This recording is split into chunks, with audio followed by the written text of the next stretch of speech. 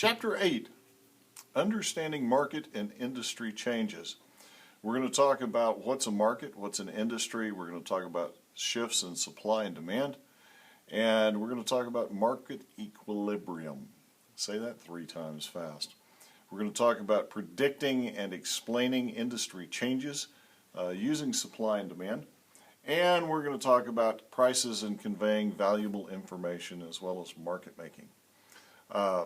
A market has a product, geographic, and time dimension.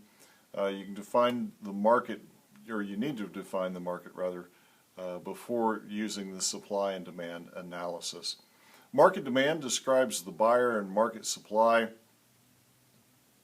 describes the seller both in their behaviors in a competitive market. We'll talk about price changes and the quantity demand increases as or decreases rather by movement along that demand curve. Basic marketing 101, if you will. We'll talk about the supply curves, the market equilibrium, and how prices convey valuable information. High prices tell buyers to conserve and sellers to increase the supply. A lot in marketing can be used or can be attributed rather to perception. My dad did a commercial for an ointment that you put on golf balls and won a national advertising award for it.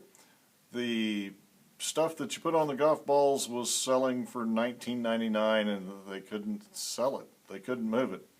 They marked it up to $79 a tube and sold out of it. The perception was that at $79 a tube, the stuff must work.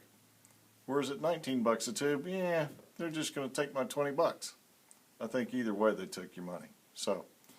But he won a national advertising award for it. He didn't come up with a scam. Apparently the marketers did. They just hired him to make the commercial. So, anyway, buyer beware. Have a great evening. Bye-bye.